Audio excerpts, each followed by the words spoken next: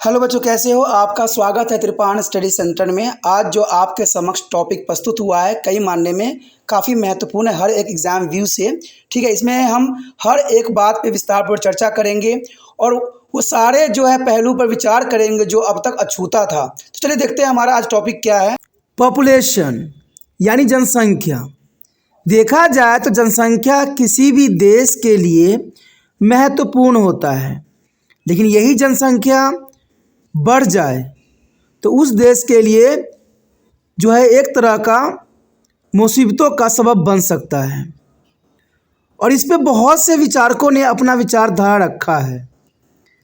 देखा जाए तो उन विचारकों में सबसे महत्वपूर्ण विचारक थे थॉमस रॉबर्ट माथस।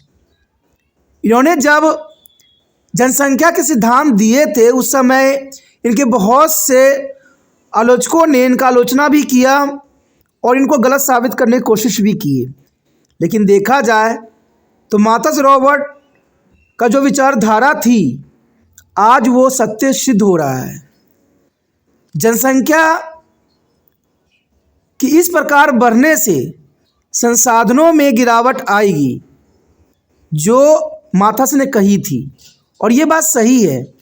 जनसंख्या बढ़ रही है, संसाधन घट रहे हैं। यहाँ जो हम प्रथम टॉपिक कर रहे हैं थॉमस रॉबर्ट माथस की जीवन। थॉमस रॉबर्ट माथस की जीवन काफ़ी महत्वपूर्ण थी। देखा जाए तो थॉमस रॉबर्ट माथस एक ब्रिटिश अर्थशास्त्री और जनसांख्यिकीविद थे। यानी देखा जाए तो ये अर्थशास्त्री के साथ साथ एक जनसंख्या पर अपना बहुत ही महत्वपूर्ण विचारधारा रखते थे। और इनके जन्म के आधार पर बताया जाए तो इनका जन्म जो है 13-14 फरवरी 1766 में रुकेरी डाकिया के पास सारे में हुआ था। और इनका मृत्यु इंग्लैंड में 29 दिसंबर 1834 में हुआ। देखा जाए थॉमस रॉबर्ट मार्शल एक ब्रिटिश अर्थशास्त्री थे। उन्होंने अपने समय काल में जनसंख्या पर बहुत ही गंभीरतापूर्वक विचारधारा रखी जो आज सच होती हुई नज़र आ रही है। देखा जाए तो अपने सिद्धांत के लिए ये जाने जाते थे और उनके समय की आर्थिक और विकासवादी विचारों पर बहुत प्रभाव पड़ा। यानी देखा जाए तो ये आर्थिक और विकासवादी विचारों पर इनका गहरा जो महत्व थी। समग्र रूप से उन्होंने माथेसियनवाद के रूप में जाना जाता है क्योंकि इन्होंने माथस थे और माथेसियनवाद के रूप में इनको परिभाषित किया गया। थॉमस माथस डेविड ह्यूम और जीन जैक्स रूसो जैसे दार्शनिक से काफ़ी प्रभावित और मजबूत उदार विचार वाले पिता के साथ एक समृद्ध परिवार में पले बढ़े। यानी देखा जाए तो थॉमस माथस डेविड ह्यूम्स और जीन जैक्स रूसो जैसे दार्शनिक एवं काफ़ी प्रभावित विचारधाराओं पिताओं के साथ इनका जो है लालन पालन हुआ। कहते हैं परिवार जब अच्छी होती है तो बच्चे का पालन पोषण भी उसमें सुनिश्चित होती है। युवा थॉमस की शिक्षा क्रेबियस के जीसस कॉलेज में भर्ती होने तक घर पर ही हुई। यानी जैसे दूसरे बच्चों का भी होता है कि उसका बचपन का शिक्षा घरों में ही प्राप्त होती है, इसी प्रकार थॉमस की भी देखा जाए तो शिक्षा जो है घर पर ही प्राप्त हुई। उसके पश्चात उनको जो है कैम्ब्रिज के जीसस कॉलेज में भर्ती करवाया गया जहां उन्होंने लैटिन और ग्रीक पर जोर देने के साथ साथ विभिन्न विषयों का अध्ययन भी उन्होंने प्राप्त किया। उन्होंने 1788 में स्नातक की उपाधि प्राप्त की और 1791 में अपनी मास्टर डिग्री प्राप्त की। देखा जाए तो एजुकेशन को ये बहुत काफ़ी महत्वपूर्ण समझने लग गए थे। बाद में 1797 में उन्हें एंग्लिकन चर्च में पादरी के रूप में नियुक्त भी किया गया। यानी देखा जाए तो 1797 में उन्हें एंग्लिकन चर्च में पादरी के रूप में नियुक्त किया गया, जो कि काफ़ी महत्वपूर्ण बात है। 1805 में उन्होंने हैलोवेरी में ईस्ट इंडिया कंपनी कॉलेज में एक शिक्षक के रूप में काम करना शुरू किया।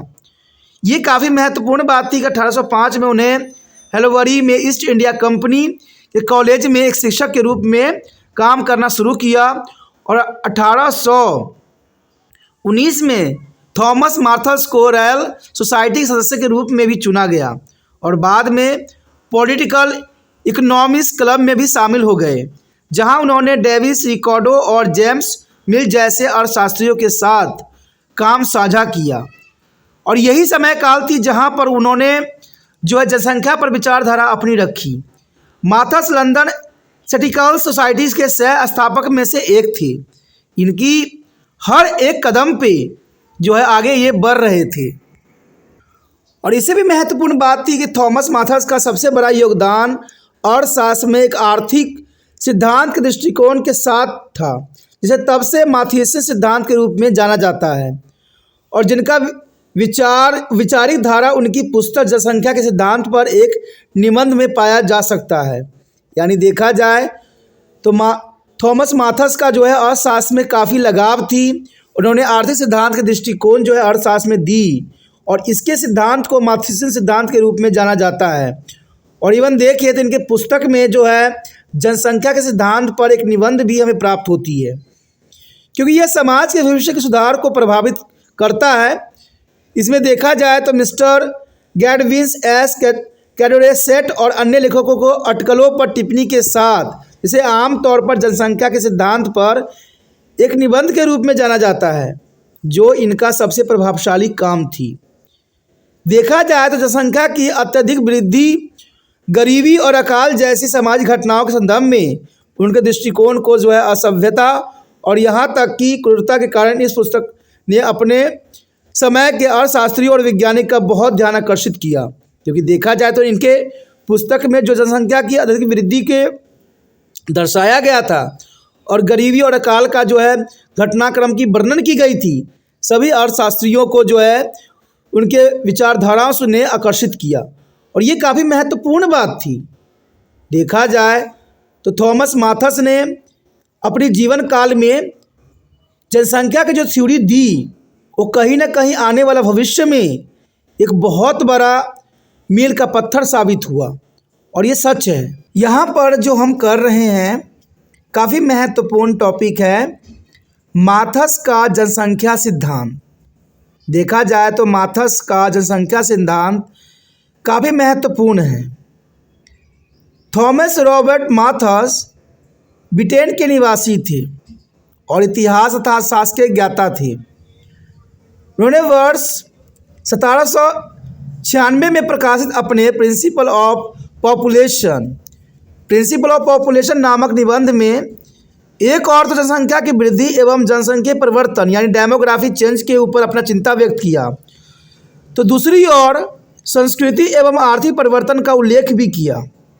उनका व्यवहार मानवीय, क्योंकि वह सदा ही मानव कल्याण के बारे में ही सोचते रहते थे।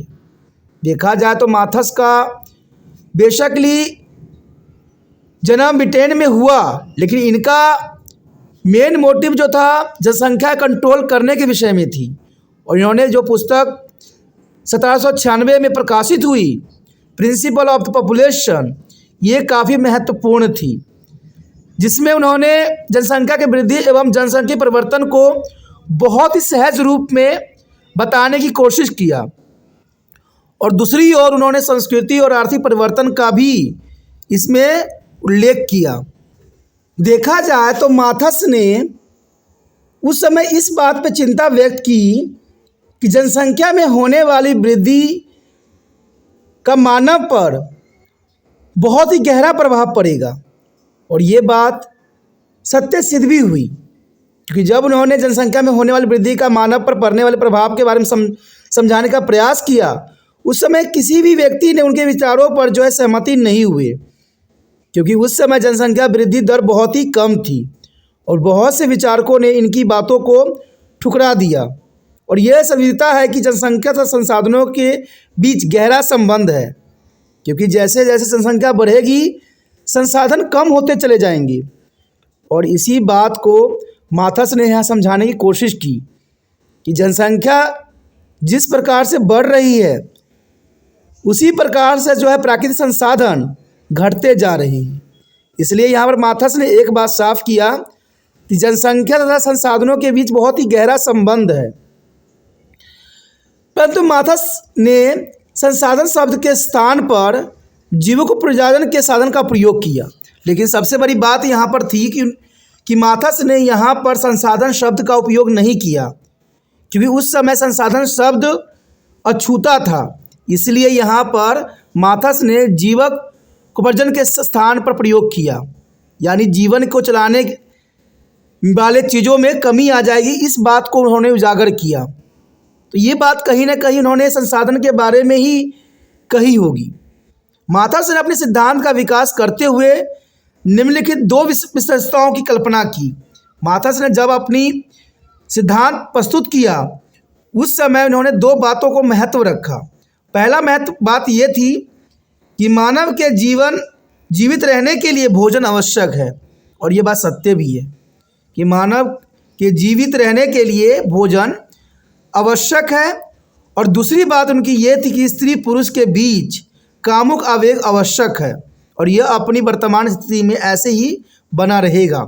तो जर्नल सी बात है, स्त्री पुरुष में कामुक आवेग नहीं होंगे, जनसंख्या आगे कैसे बढ़ेगी? क्योंकि कामुक आवेग के कारण ही जनसंख्या वृद्धि में अपना महत्वपूर्ण योगदान देता है। इसलिए माथस ने इन दो बातों को महत्व रखा कि मानव को जीवित रहने के लिए भोजन आवश्यक है और स्त्री पुरुष के बीच कामुक आवेग होना बहुत ही महत्वपूर्ण है, जो काफ़ी महत्व रखता है। देखा जाए तो उपयुक्त दो विशेषताओं के आधार पर माथस ने विचार व्यक्त किया कि मानव में जनसंख्या बढ़ाने की क्षमता बहुत अधिक है, यानी मानव में जनसंख्या बढ़ाने की क्षमता बहुत अधिक है, और इसकी तुलना में पृथ्वी में मानव के लिए संसाधनों के साधन जुटाने की क्षमता कम है। यानी जो जीवन प्रजनन के लिए साधन है उसको जुटाना संभव नहीं रह जाएगा। देखिए, जनसंख्या बढ़ाना बहुत ही आसान बात होती है, लेकिन उनके लिए संसाधन इकट्ठा करना बहुत ही दुष्कर्म कार्य है। जनसंख्या बढ़ती है तो उसके कारण जो है बहुत से ऐसे क्षेत्र हैं जो कार्यरत नहीं रहते हैं। देखा जाए जिस प्रकार जनसंख्या बढ़ती चली जाती है उसी प्रकार संसाधन दिन प्रतिदिन घटती चली जाती है, और आने वाले भविष्य के लिए उसको संजो कर रखना बहुत ही दुष्कर्म कार्य साबित होता है। और इसी बात को माथस यहाँ उजागर करने की कोशिश कर रहे थे कि जनसंख्या बढ़ाने की क्षमता मनुष्य में बहुत अधिक है, लेकिन संसाधनों को एकजुट करने में वो सक्षम नहीं है। इन्हीं कारणों से माथस ने इस बात को रखने की कोशिश किया कि माथस के अनुसार किसी भी क्षेत्र में जनसंख्या की वृद्धि गुणोत्तर श्रेणी यानी ज्योमेट्रिकल प्रोग्रेशंस के रिगार्डिंग होगा। तो इन्होंने बहुत काफ़ी महत्वपूर्ण बात बताई कि जनसंख्या की वृद्धि जो होगा गुणोत्तर श्रेणी यानी ज्योमेट्रिकल प्रोग्रेशन के अनुसार बढ़ती है, जबकि जीवन प्रजनन संसाधन में साधन समांतर श्रेणी की तरह होती है, यानी अर्थमेटिक प्रोग्रेशन की तरह के अनुसार बढ़ते हैं। इसके अनुसार जनसंख्या की वृद्धि देखा जाए तो 1 से 2, 2 से 3, 3 से 4, 4 से 8, 8 से 16, 16 से 32 और 64, उससे बाद बढ़ता ही चला जाएगा। इसकी दर बढ़ती जाएगी, लेकिन संसाधन यानी जीवन उपार्जन साधन जो होंगे वो 1 से 2, 2 से 3, 3 से 4, 4 से 5, 5 से 6, 6 से 7, 8, 9, 10 की दर से बढ़ेगी। अंततः शीघ्र ही जनसंख्या इतनी अधिक हो जाएगी कि उसका भरण पोषण लगभग असंभव हो जाएगा और भूखमरी और कुपोषण होना अनिवार्य होगा। और ये कहीं ना कहीं बात सत्य सिद्ध हो रही है।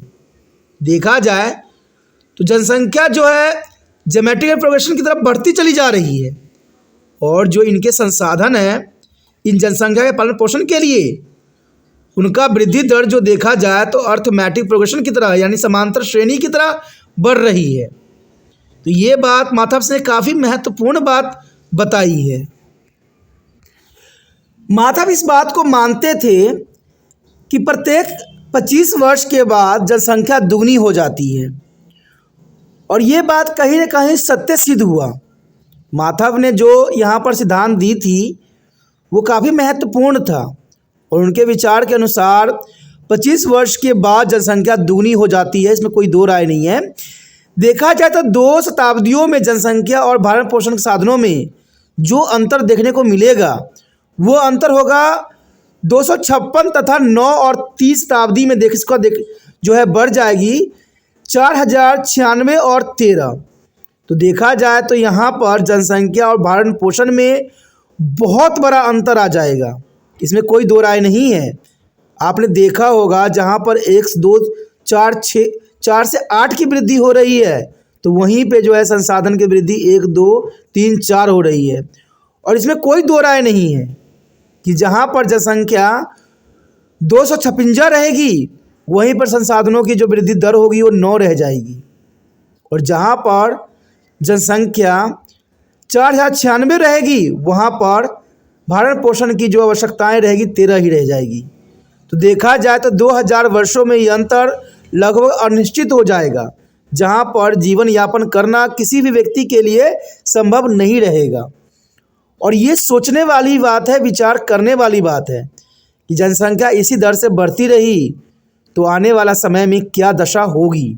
और इस बात को माधव भली भांति समझते थे। अंततः उत्पादन चाहे कितनी भी बढ़ जाए, जनसंख्या की वृद्धि दर उससे ज़्यादा ही अधिक रहेगी। और ये बात सत्य है, हम जितना मर्जी उत्पादन बढ़ा लें, जितना मर्जी हम रूल रेगुलेशन बना लें, लेकिन इन रूल रेगुलेशनों के ऊपर जनसंख्या बहुत बड़ी भारी पड़ेगी। क्योंकि आज के समय अगर हम वर्तमान की बात करें तो देखा जाए हमारी जनसंख्या 144 करोड़ हो गई है और हम विश्व में नंबर 1 हो गए हैं। और ये जनसंख्या दिन पर दिन बढ़ती ही चली जा रही है। देखा जाए तो हमसे आगे चाइना था, लेकिन चाइना आज पीछे रह गई है। भारत नंबर 1 हो गया है जनसंख्या में, लेकिन संसाधनों के मामले में भारत के पास संसाधन की बहुत ही कमी है। तो ये काफ़ी महत्वपूर्ण बात यहाँ पर माथप्स ने बताई कि जनसंख्या जितना मर्जी बढ़ जाए, देखा जाए तो हम बढ़ता चला जाए, लेकिन उत्पादन जो है बढ़ेगी नहीं। या हम उत्पादन जितना मर्जी बढ़ा ले, लेकिन जनसंख्या पर वो बहुत ही कम ही रहेगी। और इसका सबसे बड़ा कारण आने वाला समय में एक ही बनेगा कि मानव की जनसंख्या भूखमरी, बीमारी, युद्ध, लूटपाट आदि का शिकार होकर कम हो जाएगी। और ये बात सत्य है कि जिस प्रकार जनसंख्या बढ़ती चली जा रही है, उसी प्रकार भूखमरी, बीमारी, युद्ध, लूटपाट आदि का शिकार इंसान होता ही चला जा रहा है। और इस प्रकार खाद्य सामग्री की उपलब्धता मात्र जनसंख्या का सबसे बड़ा नियंत्रक है। जहाँ अधिक खाद्य सामग्री उपलब्ध होगी, वहाँ मृत्यु दर कम होगी और जनसंख्या स्वयं ही कम हो जाएगी। और ये बात चाइना ने भली भांति अपने जनसंख्या कंट्रोल करके दिखाई है। वहाँ पर देखा जाए जनसंख्या कंट्रोल में है, लेकिन भारत की जनसंख्या कंट्रोल से बाहर है। और इसका कहीं ना कहीं एजुकेशन सिस्टम ही है। चाहे भारत सरकार जितना मर्जी लैपटॉप बांट ले, जितना मर्जी इलेक्शन जीतने के लिए परपंडे अपना ले, लेकिन मैं एक बात सच्चाई के साथ कह सकता हूँ कि यहाँ पर एजुकेशन सिस्टम बहुत ही बुरी हालात में है। यहाँ पर बेशकली बच्चों को शिक्षा दी जा रही है, लेकिन प्राथमिक शिक्षा बहुत ही कमज़ोर है। और ये सत्य है। देखा जाए तो प्रत्येक को शिक्षित होना जरूरी है। कहते हैं सर्टिफिकेट में से संबंधित शिक्षित नहीं होना है, शिक्षित होना है। सरकार की तरफ से सर्टिफिकेट तो इशू कर दी जाती है, लेकिन कभी सरकार ने एनालाइज करके देखा है कि जिसको जिस चीज़ की शिक्षा दी जा रही है, क्या वो सत्य सिद्ध भी हुआ है? ये ऐसा नहीं देखने को मिलता है। और भारत में जनसंख्या वृद्धि का कहीं ना कहीं इसका जड़ जो है शिक्षा का स्तर ही है। और शायद जब एक समय आएगा जब भारत सरकार की नींद खुलेगी, तब एहसास होगा कि शिक्षा का कहीं ना कहीं कमज़ोर कड़ी इनकी राजनीतिक नेता लोग ही खराब कर चुके हैं। और ये शायद कभी ठीक होने वाली नहीं है, क्योंकि देखा जाए तो यहाँ पर कोई भी अच्छा करने की कोशिश नहीं कर रहा है शिक्षा के अंतर्गत। और ये आप भली भांति समझते भी हो, और ये तो कुछ सालों में आपने देख भी लिया होगा। तो माथप यहाँ पर कोई गलत बात नहीं बता रहे हैं, सत्य है ये बात कि देखा जाए जहाँ पर जनसंख्या नियंत्रण रहेगा, वहाँ पर मृत्यु दर भी कम रहेगा और वहाँ पर जो है भोजन की आवश्यकता भी पूरी की जा सकती है। मृत्यु जनसंख्या कम करने का जो है सामान्य उपाय पॉजिटिव चेक माना गया है।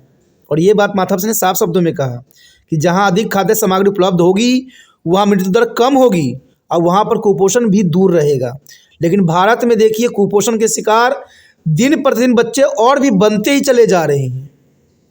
और इसका कारण कभी सरकार ने एनालाइज नहीं किया, क्योंकि सरकार को तो सिर्फ राजनीतिक आती है। उनका तो मकसद सिर्फ एक ही बात होती है कि अपना कुर्सी कैसे बचा लें हम, चाहे हम देश को बेच भी क्यों न डालें। और ये सबसे बड़ी दुर्भाग्यपूर्ण बात है कि हम आज़ादी के इतने साल मना चुके हैं, लेकिन फिर भी हम जहाँ का तहाँ ही हैं। हमारे देश में कोई प्रोग्रेस देखने को नहीं मिला है।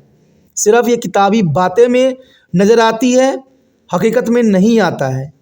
क्योंकि आज भी हम बेरोजगारी की समस्या से जूझ रहे हैं, आज भी हम गरीबी की रेखा पे बैठे पड़े हैं। अगर आप भारत के जनगणना एनालाइज करोगे तो आपको पता लगेगा कि भारत की दिन प्रतिदिन जो है गरीबी रेखा और भी नीचा चला जा रहा है, इकोनॉमिक अर्थव्यवस्था और भी बिगड़ रहा है। लेकिन फिर भी भारत सरकार जो है अपने आप को ये कहती है कि हम तो सब देशों से आगे ग्रोथ कर चुकी हैं। लेकिन कहते हैं ना, दूर का जो ढोल होता है सुहावना लगता है, कभी हकीकत से पाला पड़ता है तब एहसास होता है कि हम कहाँ पर बैठे पड़े हैं। और यहाँ पर देखा जाए तो माथस का सिद्धांत इस बात को स्पष्ट करती है कि भरण पोषण के साधनों द्वारा जनसंख्या अनिवार्यतः सीमित रहती है। और ये बात सच्चाई है। देखा जाए अगर हम स्वास्थ्य पे सुधार कर दें तो जनसंख्या ऑटोमेटिक नियंत्रित हो जाती है। शिक्षा स्तर को और बढ़ा दें तो जनसंख्या ऑटोमेटिक नियंत्रित में आ जाती है। रीजन ये है कि शिक्षा ही एक माध्यम है जहाँ पर लोगों को समझाया जा सकता है। कहते हैं कोई रूल रेगुलेशन तब कामयाब होती है जब इसको प्रत्येक लोग माने। सरकार बेशक रूल रेगुलेशन हज़ारों बना दे, लोगों को हज़ारों प्रकार के डर दिखा दे, जब तक लोगों को खुद एहसास नहीं होगा तब तक जनसंख्या कंट्रोल होना संभव नहीं है। और ये प्रत्येक व्यक्ति को समझना पड़ेगा कि जनसंख्या वृद्धि होने से कितने प्रकार के नुकसान हो सकता है और बच्चों को सही शिक्षा भी प्राप्त इसके अंतर्गत नहीं होगा। जहाँ भरण पोषण के साधनों में वृद्धि होती है वहाँ जनसंख्या निरंतर बढ़ती रहती है। तो ये बात काफ़ी महत्वपूर्ण है कि जहाँ भरण पोषण साधनों में वृद्धि होगी वहाँ जनसंख्या निरंतर बढ़ती रहेगी। और ये बात समझना, शिक्षा ही एक स्तर है जहाँ पर इन बातों को समझाया जा सकता है, क्योंकि हम शिक्षा को ही महत्व देते हैं। यहाँ देखा जाए तो माथस सिद्धांत के अनुसार वो कहते हैं कि वो नियंत्रण तथा जनसंख्या की शेष शक्ति को जो नियंत्रण दमन करते हैं और भरण पोषण साधनों पर अपना प्रभाव बनाए रखते हैं। इन सभी का नैतिक संयम दुर्गम और विपत्तियों द्वारा निराकार संभव है। और ये काफ़ी महत्वपूर्ण बात यहाँ बताई गई है कि देखा जाए तो भरण पोषण के साधनों पर अपना प्रभाव बनाए रखते हैं। इन सभी का नैतिक संयम और दुर्गम विपत्तियों द्वारा निराकार संभव हो जाता है। यानी जिनकी कहते हैं लाठी उन्हीं की भैंस है, ऐसी बातों यहाँ पर रखी जा सकती है। तो माथस ने अपने सिद्धांतों में तीनों बातों को स्पष्ट किया है। माथस के अनुसार जनसंख्या तथा भरण पोषण के बीच खाई अधिक चौड़ी होती चली जा रही है और भरण पोषण के साधनों पर जनसंख्या का भार बढ़ता ही चला जा रहा है। और ये बात सत्य है कि जनसंख्या तथा संसाधनों के बीच ये खाई जो है और अत्यधिक चौड़ी होती चली जा रही है। और देखा जाए तो आज संसाधन जो है जनसंख्या पर भार बढ़ता ही चला जा रहा है और इसके परिणाम स्वरूप पूरा समाज अमीर तथा गरीब वर्गों में विभाजित होता चला जा रहा है। तो ये काफ़ी महत्वपूर्ण बात यहाँ बताई गई है कि हमारा समाज जो है दो वर्गों में बंट चुका है, एक अमीर वर्ग है और एक गरीब वर्ग है। देखा जाए तो पूंजीवादी व्यवस्था स्थापित हो जाती है और ये कारण पूंजीवादी व्यवस्था जो है हमारे देश में स्थापित हो चुकी है। कहते हैं आज पूंजीवादी व्यक्ति ही भी अपना जीवन का निर्वाह कर सकते हैं। समृद्ध व धनी लोग जो उत्पादन प्रणाली के स्वामी होते हैं लाभ कमाते हैं और धन एकत्र करते हैं, परंतु जीवन स्तर नीचे गिर जाने के भय से अपनी जनसंख्या में वृद्धि नहीं करते हैं, क्योंकि वो समझदार होती हैं। क्योंकि देखा जाए तो समृद्धि लोग और धनी लोग ये सभी उत्पादन के स्वामी बन बैठे हैं और इनका सिर्फ एक ही मंतव्य होता है, लाभ कमाने की, धन एकत्र करने की।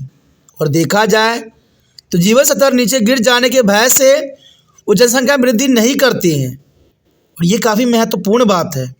देखा जाए अगर ये खाई को हम अगर दूर कर दें तो हमारी जनसंख्या ऑटोमेटिक कंट्रोल हो जाएगा। ये बात माथस का मानना था। देखा जाए तो उपभोग में वृद्धि हो जाने से कुछ वस्तुओं की मांग बढ़ जाती है और ये तो आप अपने दिनचर्या जीवन में देख ही रहे होंगे कि उपभोग में वृद्धि हो जाने के कारण वस्तुओं की मांग बढ़ जाती है और बहुत ही कीमती हो जाती है। जैसे उत्पादन में वृद्धि होती है लेकिन वो उत्पादन नहीं हो पाता है।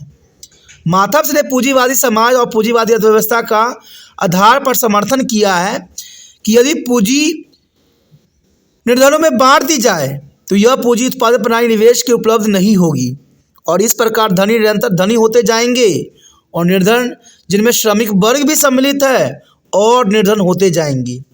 और माथस ने यह सही कहा है कि आज के समय काल में धनी वर्ग धनी होते चले जा रहे हैं और निर्धन और श्रमिक वर्ग जो है निर्धन से निर्धन होते चले जा रहे हैं। क्योंकि देखा जाए बेशक निर्धन लोग जितने मर्जी कमा लें, कहते हैं वस्तुओं की मांग और कीमत बढ़ती चली जाएगी, जिसको सिर्फ अमीर वर्ग के लोग ही खरीद सकते हैं, धनी वर्ग ही खरीद सकते हैं। लेकिन श्रमिकों के लिए 2 वक्त की रोटी जुटाना भी बहुत ही दुष्कर्म कार्य हो जाता है। माथस के अनुसार जनसंख्या तथा संसाधनों के बीच इतना अधिक हो जाएगी कि विपत्ति और निर्धनता अवश्यभ्यामी हो जाएंगी। और ये बात सत्य है। अगर संसाधनों और जनसंख्याओं को अगर नहीं सही उपयोग किया गया तो आने वाला समय में वो सारी विपत्तियां लोगों पे आएगी जो लोगों ने कभी कल्पना नहीं की होगी। और यहाँ माथस सही बात को उजागर करने की कोशिश कर रहे हैं कि जिस प्रकार जनसंख्या बढ़ती चली जा रही है, ये बहुत बड़ी संकट का समय आ रखा है और इस संकट को जो है निपटना ही महत्वपूर्ण रहता है और ये ज़रूरी भी है। नहीं तो बहुत से ऐसे विपत्ति हैं जो आगे अपना सर खड़ा करेगा और देश को जो है नुकसान पहुंचाएगा। हम जो यहाँ पर आप करने जा रहे हैं, माल्थसियन जनसंख्या सिद्धांत की सीमाएं। माल्थस ने काफ़ी महत्वपूर्ण यहाँ पर जनसंख्या के सिद्धांत दिए थे, किंतु इसके बहुत सी सीमाएं थी और इन सीमाओं को अगर हम चर्चा न करें तो यह अधूरी बात रह जाती है। क्योंकि जनसंख्या सिद्धांत की सीमाएं काफ़ी महत्व रखता है। देखा जाए तो माल्थस कृषि में प्रौद्योगिकी सुधार की आशा नहीं कर सके क्योंकि उनका विचारधारा जनसंख्या के ऊपर था। माथस ने कृषि में जो प्रौद्योगिकी सुधार की आशा उन्होंने कुछ भी नहीं किया। उनमें उर्वरकों को बेहतर बीजों और उन्नत मशीनरी का उपयोग आदि शामिल था। वास्तविकता में देखें तो भारत जैसे स्थानों में हरित क्रांति ने वास्तव में खाद्य उत्पादन की दर जनसंख्या की दर से अधिक कर दिया और इसलिए जनसंख्या वृद्धि हमेशा खाद्य आपूर्ति से अधिक नहीं होती है। तो यहाँ पर देखा जाए तो माल्थस की जनसंख्या सिद्धांत की कुछ सीमाएं भी थी, क्योंकि यहाँ पर माल्थस ने ये बात गणना करके बताई कि अर्थमेटिक प्रोग्रेशंस, यानी देखा जाए तो ज्योमेट्रिक प्रोग्रेशन, दोनों में काफ़ी अंतर देखने को मिलता है। जहाँ पर ज्योमेट्रिकल प्रोग्रेशन जो होती है 2 से 4, 4 से 8, 8 से 16 की धारणाएं प्रस्तुत करती है, जो कि जनसंख्या वृद्धि दर को दर्शाता है। वही देखा जाए तो खाद्य उत्पादन की दर जो होती है, जो अर्थमेटिक प्रोग्रेशन के रूप में लिया गया, वो 1 से 2, 3, 4 इस रूप में था। लेकिन यहाँ पर माथस ने औद्योगिक और कृषि के सुधार की बिल्कुल ही बात ना की। अगर ये बात रखा होता तो उनकी सीमाएं इतनी नहीं होती, क्योंकि बेहतर उर्वरक का उपयोग करके, अच्छे मशीनरी का उपयोग करके, अच्छे बीजों का उपयोग करके हम कृषि के उत्पादन में वृद्धि कर सकते हैं। और ऐसा ही भारत में देखने को मिला कि भारत जैसे स्थानों में हरित क्रांति की वास्तव में खाद्य उत्पादन की दर जनसंख्या वृद्धि दर से अधिक कर दिया। और इसलिए जनसंख्या वृद्धि हमेशा ही खाद्य आपूर्ति से अधिक नहीं होती है। माल्थेसी सिद्धांत इंग्लैंड तक ही सीमित था और उसे देश में कृषि उद्देश्य के लिए भूमि की अनुपलब्धता और परिणाम कम कृषि उपज पर आधारित था। क्योंकि ये बात यहाँ पर माथस ने महत्वपूर्ण बताई, क्योंकि जहाँ पर वो निवास करता था वहीं के बारे में ही सोच थी। लेकिन दुनिया में क्या हो रहा है इस बात में माथस ने नहीं अनुसरण किया। और ये सबसे बड़ी सीमाएं थी कि माल्थेसियन सिद्धांत इंग्लैंड तक ही सीमित था और उस देश में कृषि उद्देश्य के लिए भूमि की अनुपलब्धता थी और परिणामी कम कृषि उपज पर आधारित था, जिसके कारण माल्थस ने जो है जनसंख्या सिद्धांत की ये रूलों को जो है प्रभावित किया। लेकिन देखा जाए तो उस समय ये बात कारगर सिद्ध नहीं हुई, लेकिन आज प्रेजेंट टाइम में माथस की हर बात सिद्ध हो रही है कि आज जनसंख्या जिस गति से बढ़ रही है, खाद्य उत्पादन उस गति से नहीं है। बेशक ही भारत हरित क्रांति को प्राप्त कर चुका हो, लेकिन आज हरित क्रांति भी यहाँ पर जनसंख्या दर की वृद्धि दर के कारण जो है विफल हो गया है। और ये माथस की सबसे महत्वपूर्ण सिद्धांतों में से एक मानी जा सकती है। उस समय माल्थस ने भूमि की सीमित उपलब्धता को खाद्य उत्पादन के अवरोधक कारक के रूप में देखा। ये बहुत बड़ी सीमा थी कि माथस ने भूमि की सीमित उपलब्धता को खाद्य उत्पादन के अवरोधक कारक के रूप में देखा कि अगर भूमि नहीं होगा तो खाद्य उत्पादन भी नहीं होगा। ये माल्थस का मानना था और यही सिद्धांत का मेन कारण बना। हालांकि देखा जाए तो वैश्वीकरण के परिणाम स्वरूप भोजन का व्यापार सीमाओं के पार भी किया जाता है। और आपने देखा होगा किसी चीज़ की आवश्यकता हमारे देश में नहीं होती है या कमी हो जाती है, तो वैश्वीकरण के परिणाम स्वरूप हम भोजन को जो है सीमाओं से पार भी जो है व्यवस्थित करने की कोशिश करती हैं, और जिसके परिणाम स्वरूप देश में इसकी उपलब्धता में वृद्धि हो जाती है। तो यहाँ पर देखा जाए तो इकोनॉमिक अर्थव्यवस्था ही महत्वपूर्ण स्थान रखता है। जिसके इकोनॉमिक अर्थव्यवस्था मजबूत है वो किसी भी देश से जो है आयात निर्यात कर सकता है। तो ये महत्वपूर्ण बात यहाँ बताई है। बेसिकली माथस ने अपनी देश की कंडीशन देख के जो है अपनी सिद्धांत दिया, लेकिन आज हम वैश्वीकरण को जो है अनुसरण कर रहे हैं। और वैश्वीकरण का मतलब ही यही होता है कि विश्व के साथ व्यापार स्थापित करना। किसी देश में किसी चीज़ की कमी होती है तो वैश्वीकरण के अंतर्गत हम दूसरे देशों से जो है उन चीज़ों की आपूर्ति पुण्य कर लेते हैं, और ये काफ़ी महत्वपूर्ण बात है। माथस ने दिखाने की अपेक्षा की कि उन्होंने भोजन की अंकगणितीय वृद्धि दर और जनसंख्या के ज्योतिष वृद्धि दर की गणना कैसे की, और ये काफ़ी महत्वपूर्ण बात थी। वहाँ पर देखा जाए तो माल्थस ने जनसंख्या को ज्योतिषीय वृद्धि यानी देखा जाए तो ज्योमेट्रिकल प्रोग्रेशन के रूप में दर्शाया, और वहीं भोजन को अंकगणितीय वृद्धि दर दर्शाया, it mean to the arithmetic progression. और जिसमें आपको पता ही होगा कि ज्योतिषीय वृद्धि को 2 से 4, 4 से 8, 8 से 16, 16 से 32 दर्शाया गया। वहीं पर भोजन को जो कि अंकगणितीय वृद्धि दर के अंतर्गत आता है 1 से 2, 2 से 3, 3 से 4। तो इसमें सबसे बड़ी एनालिसिस ये थी कि 256 के अंतर्गत जो कि ज्योतिषीय वृद्धि को दर्शाएगा, और वहीं पर अंकगणितीय वृद्धि जो होगी सिर्फ 9 होगी जो कि भोजन को दर्शाएगा। तो ये बहुत अंतर हमें देखने को मिल जाता है। बेशकली कोई भी देश हरित क्रांति को प्राप्त कर चुका हो, लेकिन देखा जाए तो जनसंख्या जिस दर से अगर वृद्धि होगी वो देश के लिए बहुत बड़ी समस्या पैदा करेगी, और यही माल्थस बात कहना चाहते थे। इसलिए यह बताया गया है कि जो है अनुभवजन्य डाटा से पता चलता है कि विकास दर माथस की भविष्यवाणी के अनुरूप नहीं है। बेशकली माथस ने बहुत महत्वपूर्ण जनसंख्या सिद्धांत की थ्योरी दी, लेकिन ये सब बातों से ये बात साबित हो जाता है कि माल्थस ने जो विकास की दर की परिभाषा दी है वास्तव में उसकी भविष्यवाणी यहाँ पर उसके अनुरूप साबित होती है, और ये काफ़ी महत्वपूर्ण सीमाएं हैं। और यह दावा किया गया कि माथस यहाँ पर गलत रिश्तों को देखता था। यानी देखा जाए तो यहाँ पर जो भी दावा की गई थी वो माथस को जो है गलत साबित कर दिया। जनसंख्या और खाद्यापूर्ति के बीच संबंध कमज़ोर है। जनसंख्या और खाद्यापूर्ति के बीच यहाँ पर संबंध कमज़ोर है और यही संबंध जनसंख्या और देश की संपत्ति के बीच में है। इसका कारण यह है कि यदि किसी देश के पास पर्याप्त भौतिक संपदा है, भले ही वह अपनी आबादी को खिलाने के लिए घरेलू स्तर पर पर्याप्त भोजन नहीं उगा सकता है, तो वह भोजन आयात करके उन्हें खिला सकता है। जैसे ग्रेट ब्रिटेन अपने भोजन का एक बड़ा हिस्सा जो है आयात करता है। ये बात कहीं ना कहीं सत्य है और ये बात काफ़ी महत्वपूर्ण बात है। यही बात जो है यहाँ पर माथस को गलत साबित करता है कि भौतिक संपदा भी काफ़ी महत्वपूर्ण होती है।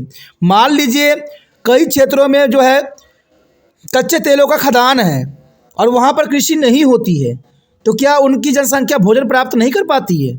अवश्य कर पाती है। वो दूसरे देशों से आयात करते हैं। और यही बात यहाँ समझाने की कोशिश किया गया है कि भले ही अपनी आबादी को खिलाने के लिए घरेलू स्तर पर भोजन नहीं उगा सकता है कोई भी देश, लेकिन अगर दूसरे देशों से आयात करके जो है उनको जो है भरण पोषण कर सकता है। तो सबसे महत्वपूर्ण बात यहाँ पर ये आती है कि उस देश में भौतिक संपदा क्या है। लेकिन यहाँ पर देखा जाए, अगर हम भारत की कंडीशन के अंतर्गत देखें तो यहाँ पर भौतिक संपदा नहीं है और हम कृषि प्रधान देश कहलाते हैं। हम कृषि पे आश्रित हैं और जनसंख्या जिस प्रकार से बढ़ रही है उससे जो है चिंता का सबब बन सकता है। बेशकली यहाँ पर माथस को हम गलत साबित कर दें, लेकिन यहाँ पर भारत के अंतर्गत जो है माथस को गलत साबित करना संभव नहीं है, क्योंकि माथस ने जो भविष्यवाणी की वो कहीं ना कहीं आज भारत पे जो है प्रभाव देखने को मिल रहा है। भारत में जिस प्रकार से जनसंख्या वृद्धि दर बढ़ रही है, आने वाला समय में भ्रष्टाचार, गरीबी, बेरोजगारी, भूखमरी एक आम बात हो जाएगी और उस समय भारत को खिलाने के लिए कोई देश नहीं रहेगा। कारण क्या है कि भारत की इकोनॉमिक अर्थव्यवस्था बहुत ही कमज़ोर है। हम किसी देश से जो है इतना मात्रा में आयात नहीं कर सकते जितनी बड़ी जनसंख्या है। और सबसे बड़ा कारण यही है कि हमारा नीति जो है देश कल्याण की नहीं रहती है।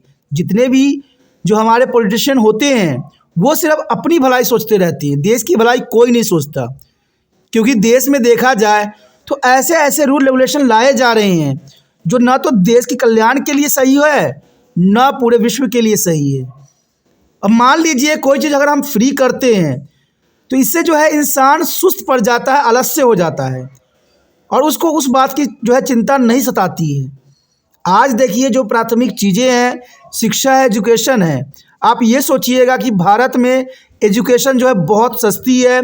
यहाँ पर 8वीं क्लास तक बच्चों को फ्री पढ़ाई जाती है।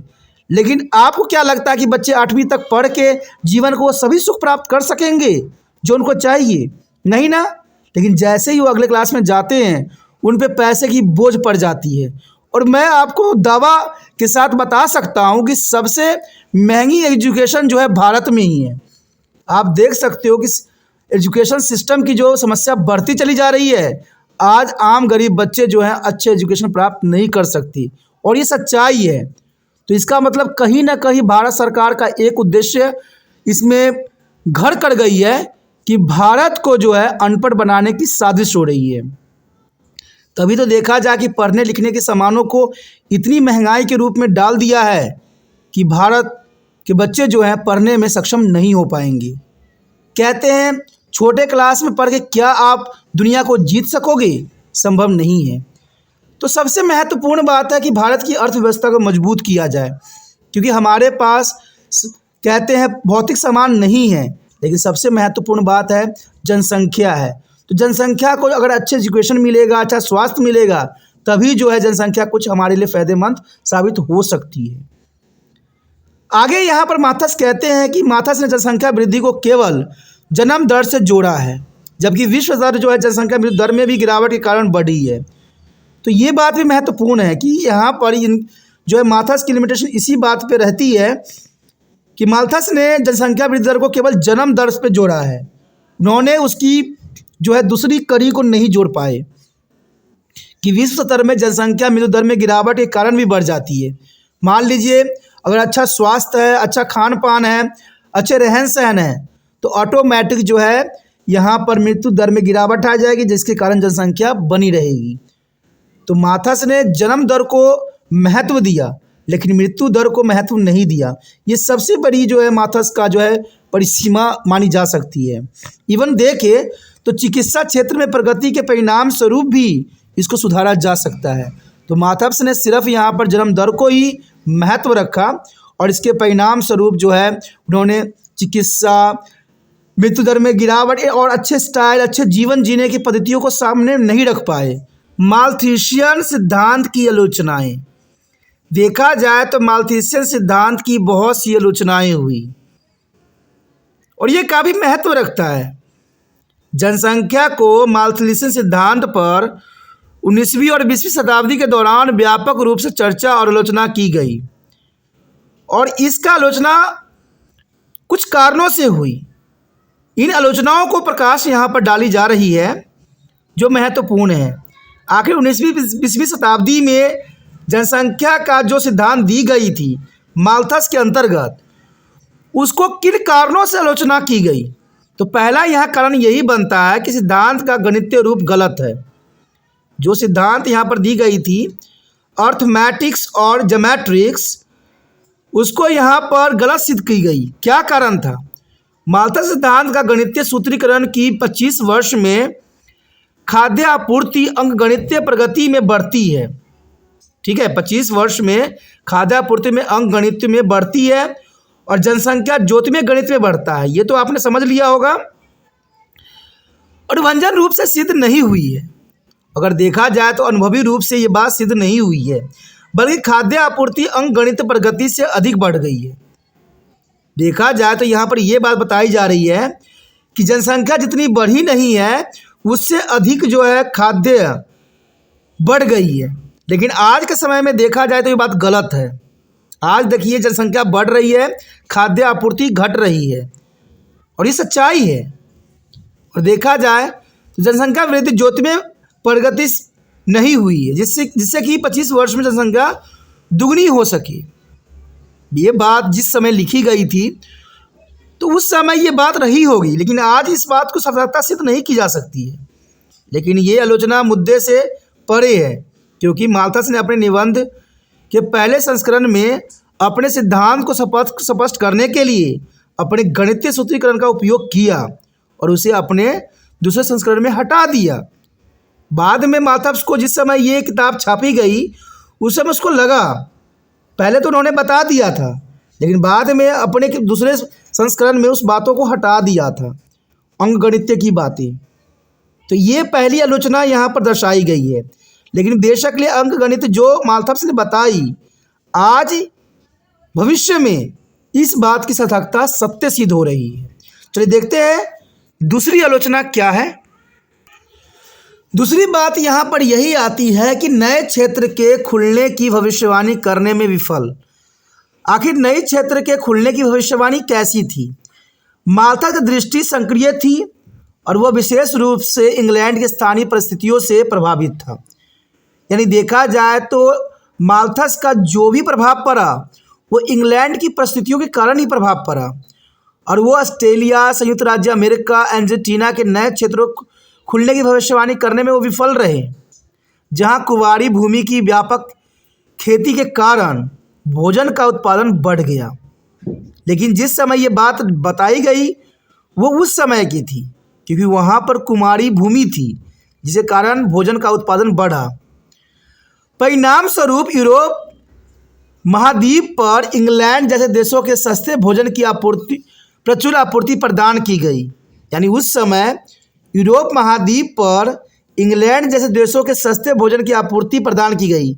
मैं आपको एक बात यहाँ पर अवगत करा देना चाहता हूँ कि इंग्लैंड जो है अपनी भोजन आपूर्ति को पूरा करने के लिए पूरे विश्व को जो है कॉलोनियलिज्म के चपेट में ढकला था और इसका कहीं ना कहीं कारण यहाँ पर माल्थस का ही जो है चिंता का विषय थी, क्योंकि उस समय पूरे देश में व्यापार करना इंग्लैंड को इस बात को सुचालक था कि वहाँ पर खान पीन की बहुत कमी थी और इसी कारण से माल्थस ने इस प्रकार की दृष्टिकोण वहाँ पर बताई। और यह परिवहन के साधनों में तेजी सुधार करने का संभव हुआ कि वो विश्व के किसी भी कोने में जाके वहाँ पर खाद्य आपूर्ति की जा सकी। और इंग्लैंड ने इसी बात का अनुसरण भी किया। एक ऐसा कारक जिसे माथस ने लगभग नज़रअंदाज कर दिया था। किसी भी देश की भूखमरी और दुख से डरने की ज़रूरत नहीं है अगर वह इन दिनों अपनी बढ़ती आबादी के लिए पर्याप्त उत्पादन नहीं करता है।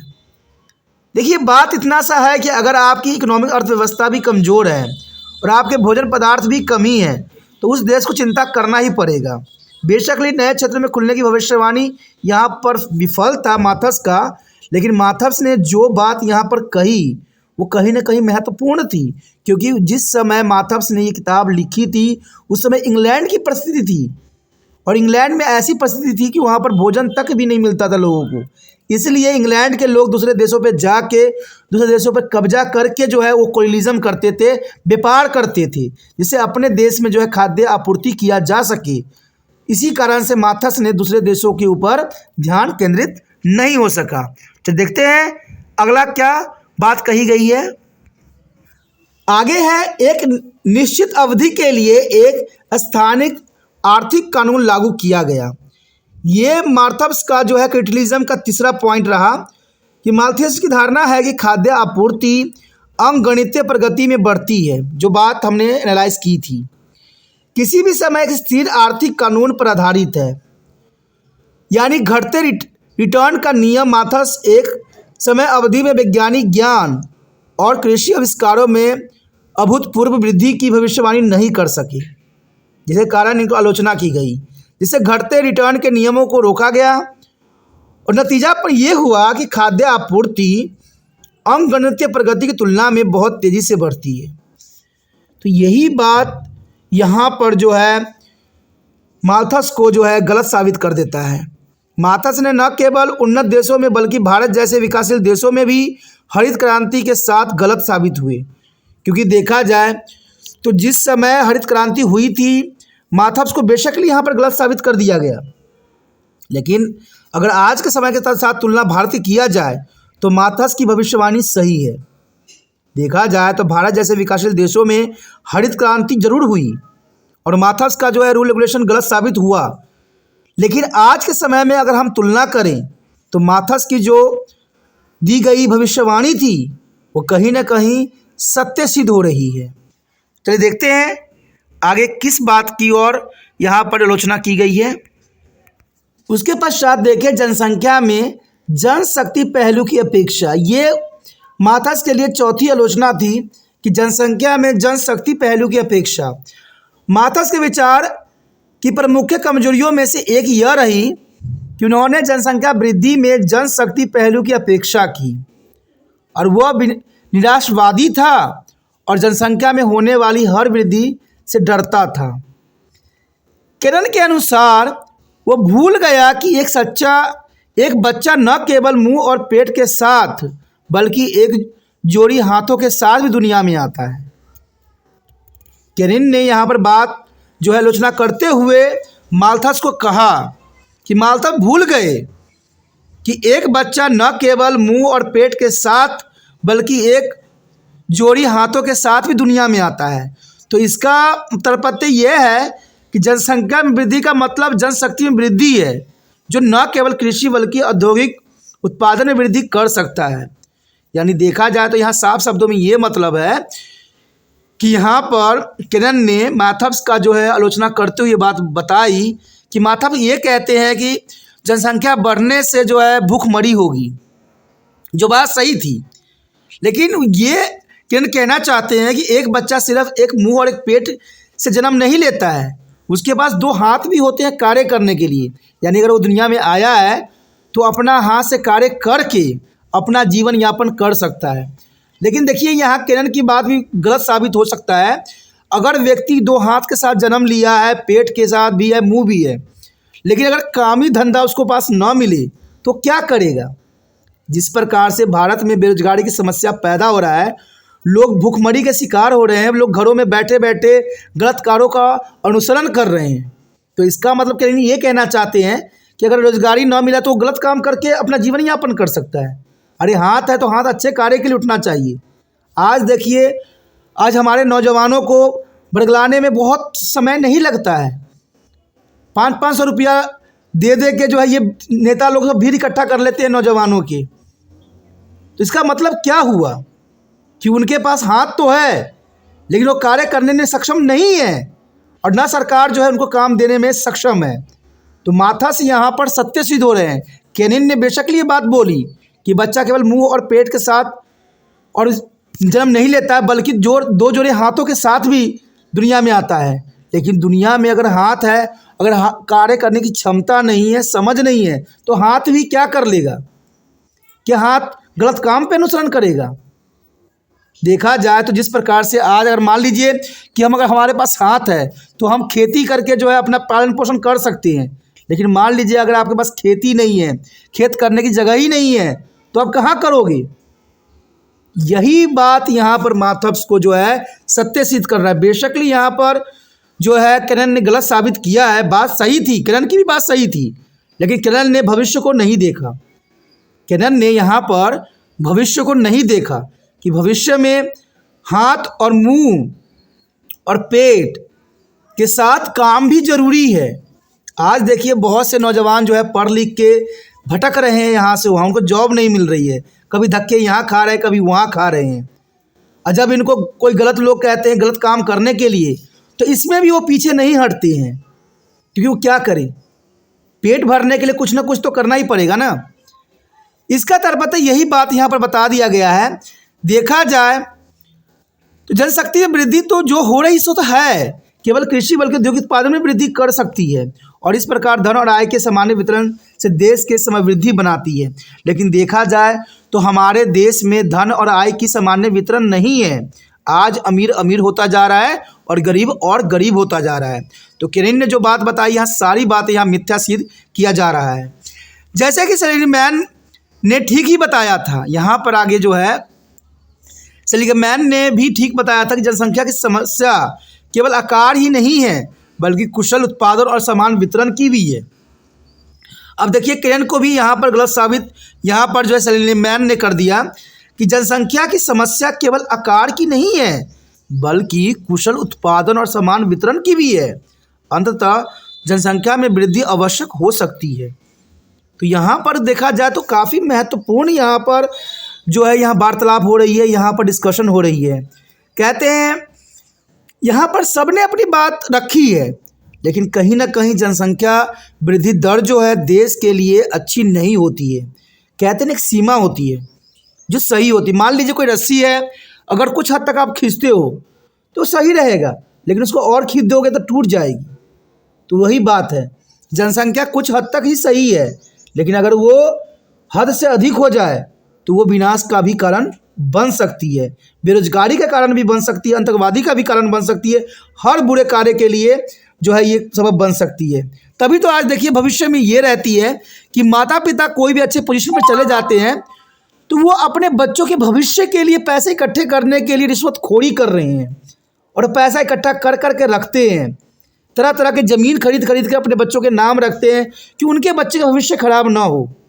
अरे भाई, आपने अपने बच्चे का भविष्य तो सोच लिया, लेकिन गरीब के बच्चे के भविष्य किसने सोचा है कि वही झुग्गी झोपड़ी में जन्म लेगा और मजदूरी करते करते करते करते उसी झोपड़ी में मर जाएगा।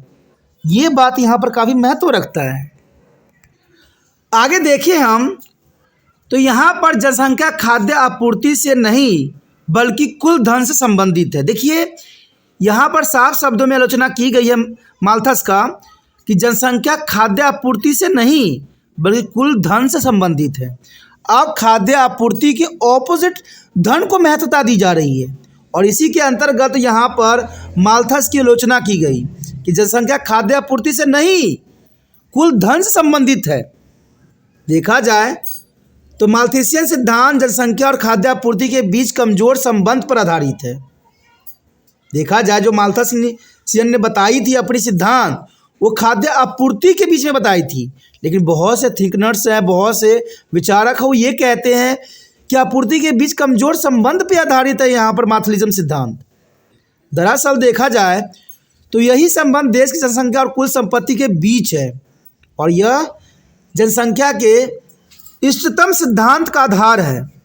और तर्क यह है कि यदि कोई देश भौतिक रूप से समृद्ध है और भले ही वो अपनी आबादी के लिए पर्याप्त भोजन का जो है उत्पादन नहीं कर सकता है, तो वह अपने उत्पादों या धन के बदले में खाद्य सामग्री आयात करके लोगों को अच्छी तरह से खिला सकता है।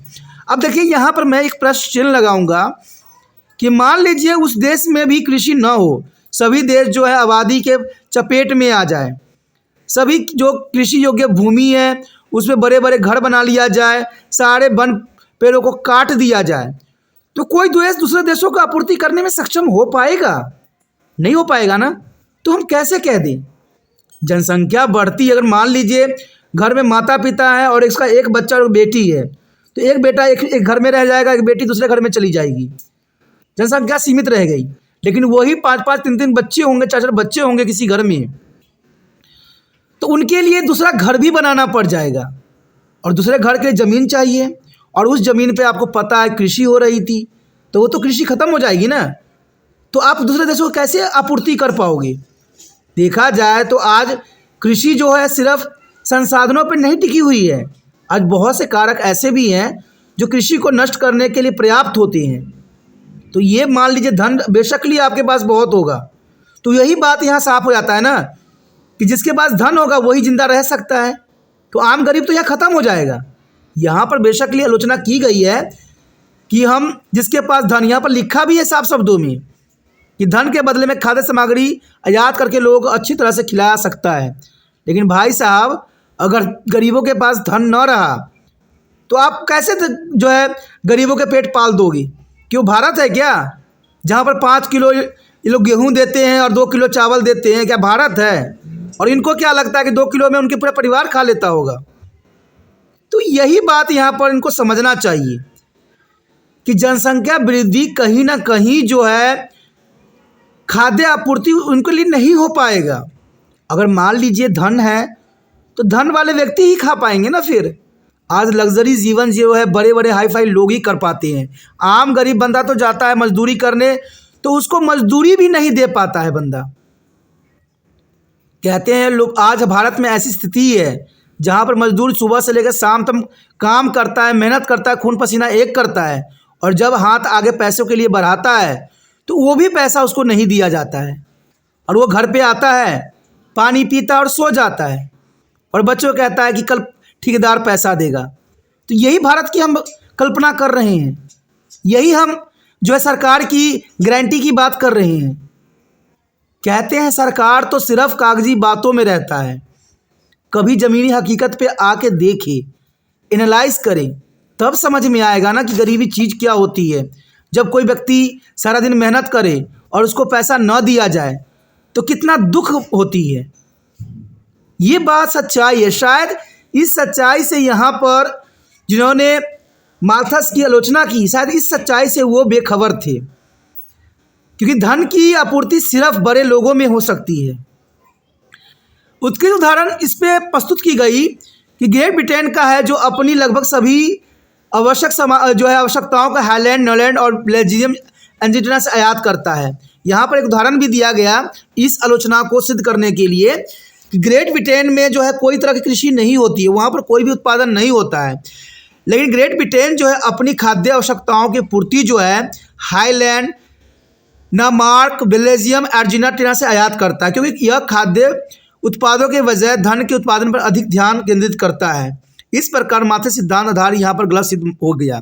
अब देखिए एक ही बात मैं करूँ, अगर मान लीजिए हाईलैंड और डेनमार्क और बेल्जियम अर्जेंटीना में जनसंख्या बढ़ जाए तो वो क्या ग्रेट ब्रिटेन को सामान देगी कि अपने देश को खिलाएगी कि वो ग्रेट ब्रिटेन को खिलाएगी? तो वही बात आ गया ना कि अपने देश में भूखमरी हो और अपने देश की दूसरे देशों में हम सप्लाई करें, वही बात आ गई ना फिर। तो यहाँ पर तो वही बात होगा, कहीं ना कहीं तो गरीब ही पीस रहा है। अमीर लोग तो भाई खरीद लेंगे, गरीब लोग क्या करेंगे? क्योंकि अगर मान लीजिए हाईलैंड, डेनमार्क, बेल्जियम में, अर्जेंटीना में जनसंख्या बढ़ जाता है, जहाँ पर अपने देशों के उनकी आपूर्ति नहीं हो पा रहे हैं, तो वो ग्रेट ब्रिटेन को क्या खिलाएंगे, क्या देंगी? हाँ, यही कंडीशन में दे सकते हैं जब उस चीज़ की जो है 5 गुनी कीमत दे और बड़े बड़े जो साहूकार हैं, बड़े बड़े लोग हैं, उसका बेखूबी उसका फ़ायदा उठा ले। तो ये बात हो सकती है। बेशकली माथे सिद्धांत का यहाँ पर गलत सिद्ध किया गया, लेकिन इसकी जो है सच्चाई से यहाँ पर जिन्होंने गलत साबित किया वो अनजान थे। उसके पश्चात देखिए अगला पॉइंट जो कि आलोचना के अंतर्गत है, जनसंख्या में वृद्धि मृत्यु दर में गिरावट का परिणाम है। चलिए, जनसंख्या में वृद्धि मृत्यु दर में गिरावट का परिणाम है, ये बात तो सत्य है, लेकिन देखा जाए तो मार्शलिज्म सिद्धांत एक पक्षीय बात कही गई थी। मार्शलिज्म में देखा जाए तो माल्थस ने सिर्फ खाद्य आपूर्ति की बात की थी, जनसंख्या वृद्धि दर की बात की थी, लेकिन जनसंख्या के किन कारणों से गिरावट आएगी, किन कारणों से बढ़ेगा, इस पर इन्होंने विचारधारा नहीं रखा। और ये जनसंख्या वृद्धि के बढ़ती जन्म दर का परिणाम मानता है, जबकि मृत्यु दर में गिरावट के कारण दुनिया भर में जनसंख्या में काफ़ी वृद्धि हुई है। तो ये बात तो सत्य है कि जितने हमें टेक्नोलॉजी बढ़ेगा, जितना हमारी सुविधाएं बढ़ेगी, तो जनसंख्या की दर में गिरावट तो आएगी आएगी। और ये बात शायद माथस नहीं समझे उस समय। माथस चिकित्सा विज्ञान के क्षेत्र में बहुत ही अद्भुत प्रगति की कल्पना नहीं कर सके, जिसने घातक बीमारियों को भी नियंत्रित किया और मानव जीवन को लंबा बना दिया। और ऐसा विशेष रूप से भारत जैसे अविकसित देशों में भी हुआ, जहां माना जाता है कि माथस सिद्धांत काम करता है। तो ये बात तो सत्य है, लेकिन फिर भी देखा जाए बेशकली स्वास्थ्य में सुधार हुआ है, बीमारियों में हम नियंत्रण पा लिए हैं, लेकिन जो जनसंख्या बढ़ने की विचारधारा से आगे बढ़ रहा है और भारत जैसे अविकसित देश, तो वहाँ पर जनसंख्या जो है आज माथस के रूल को भी तोड़ दिया है। कहते मृत्यु दर में बेशकली गिरावट आई है, लेकिन जनसंख्या वृद्धि दर कम नहीं हुई है। भारत में चंद सेकेंडों में जो है कई बच्चे जन्म लेते हैं, यानी पर सेकेंड जो है बच्चे जन्म लेते हैं, और आज विश्व में ये प्रथम स्थान हासिल कर चुका है। और इनके पास, भारत के पास देखा जाए तो क्षेत्रफल के अंतर्गत बहुत ही कम जो है इनके पास भूमि क्षेत्र है, और इतने कम भूमि क्षेत्र में इतनी बड़ी जनसंख्या को पालन पोषण करना एक आने वाला समय में बहुत बड़ी चिंता का सबब बन सकता है। तो ये काफ़ी महत्वपूर्ण बात है। चलिए देखते हैं अगला पॉइंट क्या है। अगला पॉइंट यही दर्शाता है कि अनुभवजन्य साध्य इस सिद्धांत को गलत साबित करते हैं। यानी देखा जाए तो अनुभवजन्य साक्ष्य इस सिद्धांत को गलत साबित करता है। इसका अर्थ यही हुआ कि अनुभवजन्य रूप से जनसांख्यिकीवादियों द्वारा यह सिद्ध किया गया कि जनसंख्या वृद्धि प्रति व्यक्ति आय के स्तर का एक कार्य करता है। ये तो आपको पता ही होगा कि भारत में जो है पर व्यक्ति आय जो है 64 रुपया से भी कम है, यानी $1 से भी कम है, यानी 80 के आसपास ही माना जाएगा। तो $1 यानी $1 से कम है, ये भारत के प्रति व्यक्ति आय है। तो आप समझ सकते हो कि जिस देश में प्रति व्यक्ति आय यानी एक महीने का जो है 64 रुपया है, तो वो देश कितना गरीब होगा और इसकी जनसंख्या कितनी अधिक होगी, क्योंकि जनसंख्या वृद्धि जो है प्रति व्यक्ति आय के स्तर पर कार्य करता है। जब प्रति व्यक्ति आय तेजी से बढ़ता है तो इससे प्रजनन दर कम हो जाता है और जनसंख्या वृद्धि दर में गिरावट भी देखने को मिलती है।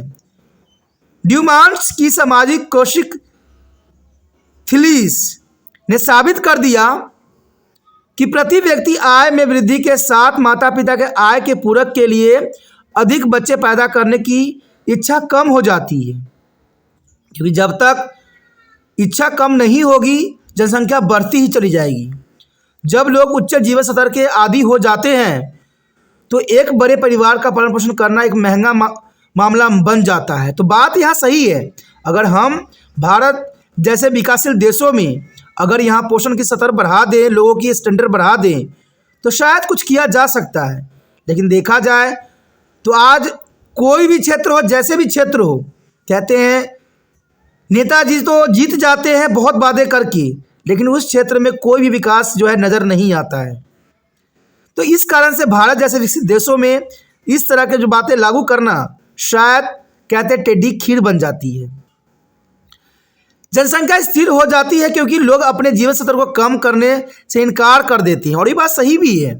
कोई व्यक्ति अपना जीवन स्तर कम नहीं करेगा अधिक बच्चे जन्म देखिए, और ऐसा वास्तव में जापान, फ्रांस और अन्य पश्चिमी देशों के मामले में हुआ है। वहाँ के लोग जो है बहुत काफ़ी समझदार बन गए हैं, वो अपना जीवन बहुत ही अच्छा जीना चाहते हैं, अच्छे लग्जरी जीवन जीना चाहते हैं, और वहाँ के लोग जो है अधिक बच्चों को जन्म नहीं देना पसंद करते हैं, क्योंकि उनका जो वास्तविकता जीवन होती है वो छिन जाती है। और ये बात काफ़ी महत्वपूर्ण, और ये विकसित देशों में ही ऐसा हो सकता है। कहते हैं विकासशील देश और जहाँ पर पुरानी परंपराओं के साथ चलने वाले लोग होंगे वहाँ पर संभव नहीं है। आज भी भारत में देखिए, लड़कों के आस में न जाने कितनी लड़कियां जन्म ले लेती हैं, फिर भी माँ बाप कहते हैं एक लड़का तो होने दो। किस कारण से? लड़कों में क्या रखा हुआ है? क्या लड़की को आप पढ़ा लिखा के अपने जीवन के लाठी नहीं बना सकते? क्योंकि देखा जाए तो भारत देश के लोगों की मानसिकता कमज़ोर है, अनपढ़ है।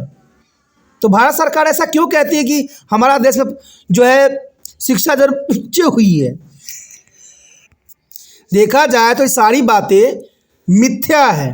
ना तो भारत देश में शिक्षा का स्तर ऊंचे हुआ है, न शिक्षा स्तर में कोई हमें अच्छा देखने को मिला है। मैं तो ये विश्वास के साथ कह सकता हूँ कि भारत की शिक्षा दर पहले से भी बेकार हो गया है, जहाँ पर सिर्फ अमीर बच्चों को ही शिक्षा मिल रही है, आम गरीब बच्चों को सिर्फ उनको 8वीं पास करवाया जा रहा है, और कुछ भी भारत में हमें देखने को नहीं मिला है। चलिए देखते हैं अगला पॉइंट क्या बताता है। आगे देखिए हम, निवारक जांच और नैतिक संयम से संबंधित नहीं है। देखिए, निवारक जांच नैतिक संयम से संबंधित नहीं है। इसका अर्थ यह हुआ कि माल्थस मूलतः एक धार्मिक व्यक्ति था। जो माल्थस थे वो एक धार्मिक व्यक्ति थे जिसने जनसंख्या के नियंत्रण करने के लिए नैतिक संयम, ब्राह्मणचार्य, देर से विवाह आदि पर जोर दिया। लेकिन वह यह कल्पना नहीं कर सके कि मनुष्य जन्म दर नियंत्रण के लिए गर्भ निरोधक और अन्य परिवार नियोजन उपकरण का आविष्कार भी करेगा, क्योंकि उस समय नैतिक संयम, ब्रह्मचार्य और देर से विवाह ही हो सकती थी। उस समय इतनी टेक्नोलॉजी नहीं थी, इसीलिए माल्थस ने गर्भ निरोधक गोलियां और देखा जाए तो परिवार नियोजन उपकरणों का आविष्कार उस समय नहीं थी, इसलिए उन्होंने इस बात पे कभी जोर नहीं दिया। इसका कारण शायद यह था कि वह यौन इच्छा और बच्चा पैदा करने की इच्छा के बीच कोई अंतर नहीं कर सका। लोगों में यौन इच्छा तो होती है, लेकिन वह अधिक बच्चे पैदा नहीं करना चाहते हैं, और इस प्रकार केवल नैतिक संयम ही जनसंख्या वृद्धि को नियंत्रित करने में मदद नहीं कर सकता है, जैसे कि माल्थस ने सुलझाया था। परिवार नियोजन एक निवारक जांच के रूप में भी आवश्यक है, लेकिन देखा जाए जिस समय माल्थस ने अपनी विचारधारा रखी थी उस समय वहाँ पर इन चीज़ों का आविष्कार नहीं हुआ था, इसलिए माल्थस को भी गलत कहना यहाँ पर सही नहीं होगा, क्योंकि उस समय ब्रह्मचार्य ही अवस्था का हम उपचारण कर सकते थे, देर से विवाह का और नैतिक संयम का ही अनुसरण कर सकते थे। लेकिन फिर भी देखा जाए आज गर्भ निरोधक भी है, परिवार नियोजन भी है, फिर भी जनसंख्या इतनी तेज़ी से बढ़ रही है, तो कैसे हम परिवार नियोजन और गर्भ निरोधक गोलियों को और गर्भ निरोधक यंत्रों को हम अच्छा साबित सोचें। क्योंकि देखा जाए तो ये आज के समय में ये सब होते हुए भी जनसंख्या दिन प्रतिदिन इतनी तेज़ी से बढ़ रही है, जिसको रोकना शायद संभव नहीं है। अगला पॉइंट जो हमारे समक्ष आया है, अधिक जनसंख्या के कारण सकारात्मक जांच नहीं। देखा जाए तो माल्थस ने निराशवाद और धार्मिक शिक्षा ने उन्हें यह विश्वास दिला दिया कि अधिक जनसंख्या पृथ्वी पर एक भारी बोझ है, जिसे भगवान ने दुख, युद्ध, अकाल, बाढ़, बीमारी, महामारी आदि के रूप में स्वचालित करने से काम दिया है। तो देखा जाए तो यहाँ पर धार्मिक रूप में यहाँ पर माल्थस ने अपनी विचारधारा रखी। उन्होंने ये बात बताई कि अधिक जनसंख्या पृथ्वी पर एक भारी बोझ के समान होगी, जिससे भगवान ने दुख पैदा करेंगे, युद्ध होगा, अकाल पड़ेगी, बाढ़ होगा, बीमारी, महामारी आदि के रूप में संचालित रूप में काम करेगा। और देखा जाए तो माल्थस की यहाँ बात साबित भी हो रही है, लेकिन ये सभी प्राकृतिक है, ऐसा आपदाएं जो अधिक आबादी वाले देशों के लिए विशिष्ट नहीं है, और वो उन देशों का भी दौरा करते हैं जहाँ जनसंख्या घट रही है या स्थिर है, जैसे फ्रांस और जापान। तो देखा जाए हमारे पूरे विश्व के साथ आज संबंध है, और इन्हीं कारणों से माल्थस का ये सिद्धांत काफ़ी निराशवादी थी। चलिए देखते हैं अगला सिद्धांत क्या है। उसके पश्चात आता है माल्थस एक झूठा पैगंबर। देखा जाए तो माल्थस को बहुत से लोग एक पैगंबर के रूप में भी जानने लग गए थे, लेकिन ये बात कहीं ना कहीं गलत सिद्ध हुआ। माल्थसियन सिद्धांत उन देशों पर लागू नहीं होता है जिनके लिए यह प्रतिपादित किया गया था, यानी जिस देश के लिए बनाया गया था उन देशों पर माल्थसियन सिद्धांत लागू नहीं होता है। पश्चिम यूरोप देशों में माल्थस के होबा और निराशावाद पर काबू पा लिया गया है, जिनकी यह भविष्यवाणी की कि यदि ये देश निवारक जांच के माध्यम से जनसंख्या वृद्धि को रोकने में विफल रहे तो दुख उनका पीछा करेगा। जन्म दर में गिरावट आएगी और खाद्य आपूर्ति की पर्याप्त और कृषि और औद्योगिक उत्पादन वृद्धि में गलत साबित हुए। इस प्रकार मातव झूठा भविष्यवाणी सिद्ध हुआ। यानी देखा जाए तो माथा से कई भविष्यवाणी जो थी झूठी साबित हुई, लेकिन कई बातें जो थी सही भी थी। देखा जाए तो बहुत से आलोचकों ने अपने विचारधारा रखे हैं। देखिए, कोई भी आलोचक होता है उसकी अपनी विचारधारा होती है और वो प्रेजेंट और भविष्य दोनों को लेकर चलती हैं, और जो काफ़ी महत्वपूर्ण है। माथस ने उस समय अपने देश के विषय में ही अपना सिद्धांतों को प्रतिपादित किया, पूरे विश्व को इन्होंने एनालाइज नहीं किया, क्योंकि इनकी बातें कहीं कहीं पर सिद्ध भी हो रही है और कहीं कहीं झूठी भी साबित हो रही है। लेकिन देखा जाए तो यहाँ पर एक बात तो साबित हो जाता है कि कोई भी देश हो, कोई भी हो समय काल, कहते हैं जब तक हम रूल रेगुलेशन नहीं करेंगे, सिस्टमैटिक नहीं चलेंगे, ना तो देश की कल्याण होगा, ना जनसंख्या वृद्धि कम होगा, और न ही हमारा देश जो है आज़ाद होगा। कहते हैं आज़ादी का मतलब ये नहीं होता है कि हम जो है खुला में घूम सके, जीवन जी सके। आज़ादी का मतलब होता है कि हम अच्छे जीवन भी जी सके, जिसमें हम किसी चीज़ की हमें तकलीफ़ ना हो। तो देखा जाए भारत बेशकली आज जो है कहते गुलामी की जंजीर काट दिया है, लेकिन आज गरीबी, भूखमरी, अनपढ़ता, इन सब की जो है जंजीरों में जकड़ गया है। और सबसे भयंकर जंजीर जो है लालच की जंजीर है, जहाँ पर इनको हर एक नेता लालच के जंजीरों में कसते चले जा रहे हैं, और भारत के लोग समझना की कोशिश भी नहीं कर रहे हैं कि ये लालच की जो जंजीर है उनको दिन पर दिन जो है कमज़ोर करता जा रहा है, और भारत देश को जो है विकसित होने के जगह पर अविकसित देश रहने के लिए बाध्य कर रहा है। हमारा यहाँ पर टॉपिक आया है जनसंख्या के माथुलिशियन सिद्धांत का महत्व। देखा जाए तो माल्थस ने जनसंख्या की जो सिद्धांत प्रस्तुत किया उसके बहुत से सीमा भी थे, बहुत से आलोचनाएं भी थी, लेकिन देखा जाए तो कुछ महत्व भी थे। कहते हैं एक सिक्का के दो पहलू होते हैं। कभी भी हम किसी चीज़ को एक तरफ से नहीं देख सकते। उसकी हम अगर सीमाओं को देख रहे हैं, आलोचनाओं की देख रहे हैं, गुण देख रहे हैं, तो महत्व भी देखना पड़ेगा। और यही बात यहाँ पर सत्य सिद्ध होता है कि हमने माल्थस की सीमा आलोचना तो देखी। कहते हैं माल्थस का सिद्धांत कई कारणों से महत्वपूर्ण था और इसमें कोई दो राय नहीं है। माल्थस के सिद्धांतों को परिणाम आलोचना में भी हमने देखा, लेकिन फिर भी इसकी महत्ता से हम इसको इनकार नहीं कर सकते। इसने जनसंख्या वृद्धि की संकल्पना के तरीकों में क्रांतिकारी परिवर्तन ला दिया, क्योंकि जनसंख्या वृद्धि संकल्पना जो माल्थस ने दी वो काफ़ी महत्वपूर्ण थी। और देखा जाए तो आज के समय में ये कल्पना कई हद तक जो है सिद्ध भी हो चुकी है। तो यहाँ पर देखा जाए क्या पता माल्थस भविष्य को देख के अपनी थ्योरी दे रहे हों, क्योंकि जिस तरह से उस समय हालात थी, आने वाला समय में वो हालात और भी विकट और समस्यापूर्ण बन सकती थी। इसलिए माल्थस ने इस तरह के सिद्धांत दिया। बेशकली यहाँ पर उनकी सीमाएं और आलोचनाओं करने वालों की कमी नहीं है, लेकिन आज उनकी बातों को सभी व्यक्ति स्वीकार भी करती हैं। और यह स्वीकार किया गया कि लोक कल्पना से जो है कल्याण से संबंधित था। यानी जो भी यहाँ माल्थस ने अपनी जनसंख्या सिद्धांत वृद्धि के सिद्धांत दिया, आज सभी लोग ये मानने को विवश हो चुके हैं कि ये सारे के सारे थ्योरी जो दी गई थी देश की कल्याण से संबंधित थी।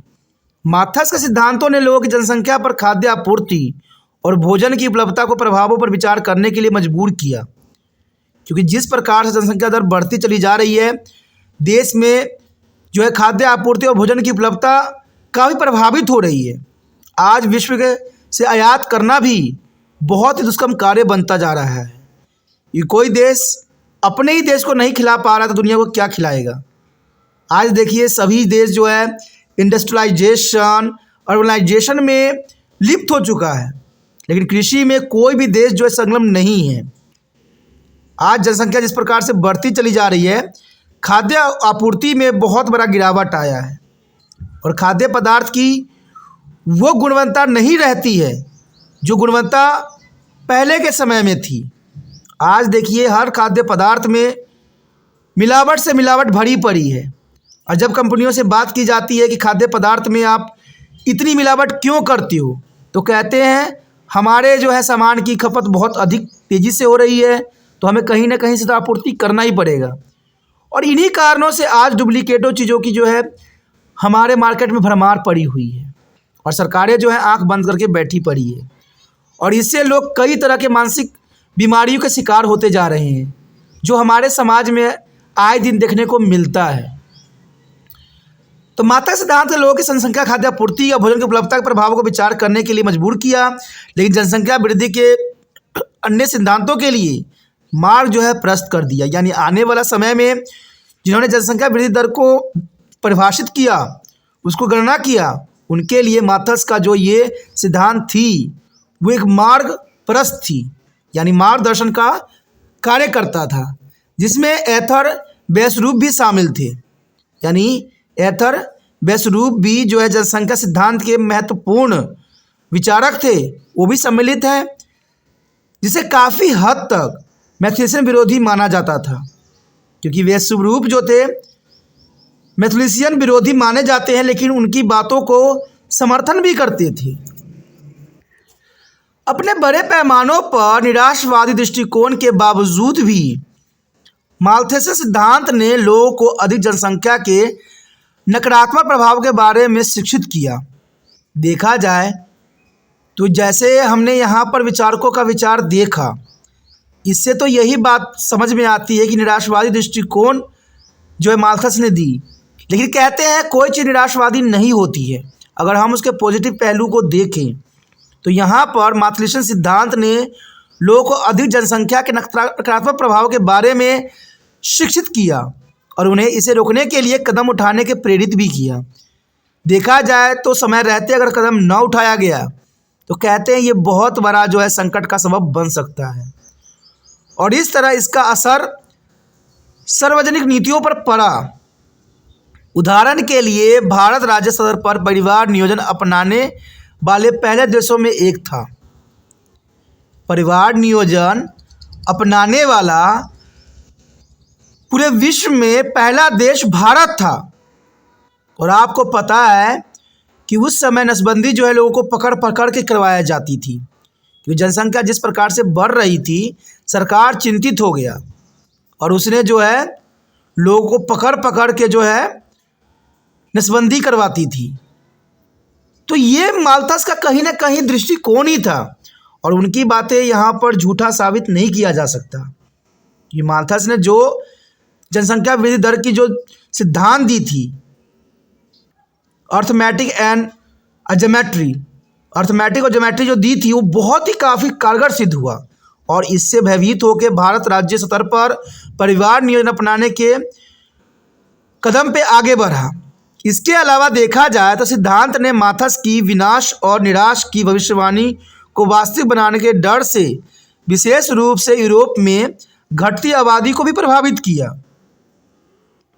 क्योंकि सिद्धांत देखा जाए तो पॉजिटिव के साथ नेगेटिव पे भी इफेक्ट पड़ा कि सिद्धांत ने मार्क्स के विनाश और निराश की जो भविष्यवाणी की गई थी उसके डर से यूरोप में घटती आबादी को भी प्रभावित किया और इसके अलावा यह सुझाव दिया गया कि यह मार्क्स का विरासत है जिससे आज तक गर्भ निरोधक के उपयोग को प्रभावित किया है।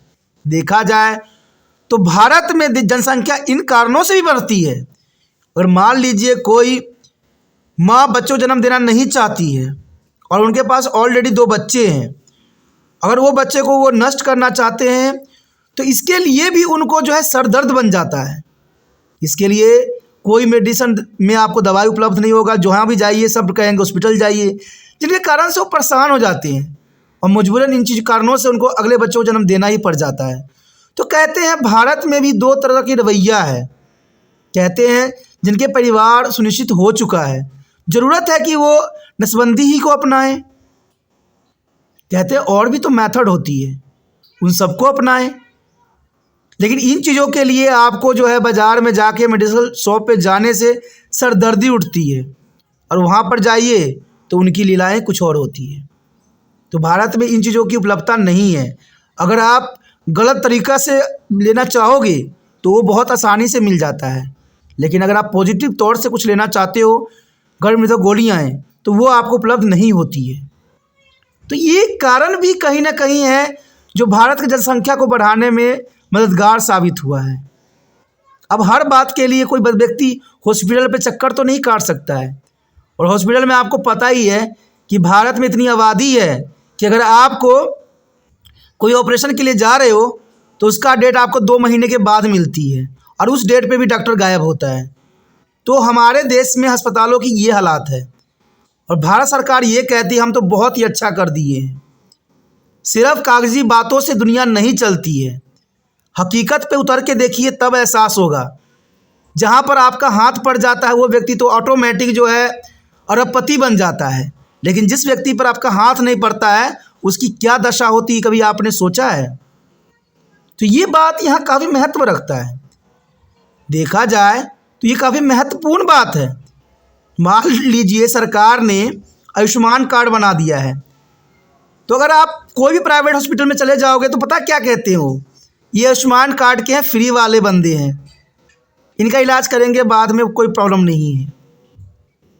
तो आपने तो सब कुछ बर्बाद कर दिया है। लोगों को लालच दिखा दिखा के लोगों को तो बर्बाद कर चुके हो आप। आपने लोगों को सहूलियत नहीं दिया है, लोगों को तकलीफ और बढ़ा दिया है। कहते हैं दोस्तों, जब तक आप समझदार नहीं होगे सभी सरकार ऐसे ही करेगा, और वो अपने पद को बनाए रखने के लिए हर संभव हर तरह के जो है षड्यंत्र रचेगा, लेकिन आपको समझदार बनना पड़ेगा। लेकिन भारत कैसे समझदार बने? यहाँ पर तो एजुकेशन सिस्टम को ही गिरा दिया गया है, और ये आज की भविष्यवाणी है कि आने वाला समय में एजुकेशन और भी गिरेगा, और देश पढ़ा लिखा नहीं बनेगा, अनपढ़ बनेगा। क्योंकि देखिए शिक्षा का स्तर सिर्फ ऊंचे वर्गों में ही सीमित रह गई है। आज एजुकेशन का सिस्टम देखा जाए तो गरीब बच्चे वो एजुकेशन प्राप्त नहीं कर पा रहे हैं जो उनको प्राप्त करना चाहिए। रेयर से 1-2 बच्चे निकल जाते हो भी माँ बाप के मेहनतों से, तो वो भी अपने ही दुनिया में फिर खो जाते हैं। कहते हैं बहुत से बच्चे IPS भी बने, IAS भी बने, और सरकार में भी सम्मिलित हुए, लेकिन जैसे वो उस गरिमा पे पहुँचते हैं, उस पद पे पहुँचते हैं, अपनी पुरानी हर बात को भूल के राजशाही जीवन व्यतीत करने लग जाते हैं। चाहे उनके पुराने जो भी रहा हो उनको दोबारा वो याद नहीं करना चाहते हैं। बेशकली वही किताब वही कॉपी पढ़ के आगे बढ़े हों, लेकिन उनको पीछे देखना नहीं आता है। तभी तो हमारे भारत देश में यहाँ पर इतनी बुरी हाल है। कहते हैं अगर कानूनी बातों में एक बार पढ़िएगा तो आपका जीवन में जो है आपके चप्पलें घिस जाएगी, और ये सच्चाई है, इससे हम मुंह मोड़ नहीं सकते हैं। यहाँ पर देखा जाए तो यही बात यहाँ माथस भी कहते हैं कि माथस की विरासत है जिसमें आज तक गर्भ निरोधक के उपायों को प्रभावित किया है, और इसके अलावा माथस के सिद्धांत ने डैनविस और पिग्रो जैसे अन्य शोधकर्ताओं के सिद्धांतों में भी शामिल किया गया है। तो देखा जाए जिसकी अच्छी सोच विचार होती है उसको दुनिया जो है एक न एक दिन ज़रूर अपनाती है, और मुझे विश्वास है कि जो मैंने बात बताई है शायद आज न कल कभी न कभी इस बात की सफलता साबित जरूर होगी। और मुझे विश्वास है कि मेरी यही प्रयास है कि आप लोग समझदार बनो, आगे बढ़ो, और जब भी आपको कोई अच्छा पद मिले तो आप देश कल्याण की बातें कभी ना भूलो। इसी के साथ दोस्तों हम अगले टॉपिक में मिलेंगे। ये टॉपिक ख़त्म हो जाता है जो काफ़ी महत्वपूर्ण था। अगर आपको समझ में आया, अच्छा लगा और चाहते हो कि और वीडियो आपको इसी प्रकार प्राप्त होता रहे तो जर्नल सी बात है दोस्तों, चलो सब्सक्राइब करके अपने मोबाइल में सेव करें, क्योंकि सेव कीजिएगा तभी जो है अगले वीडियो का नोटिफिकेशन मिलेगा। और सबसे महत्वपूर्ण बात है शेयर इज़ केयर, जितना हो सके इस वीडियो को जरूर शेयर करें, जिससे हर बच्चों को जो है वास्तविकता पता लगे और हमारा देश का जो भविष्य सुनिश्चित हो।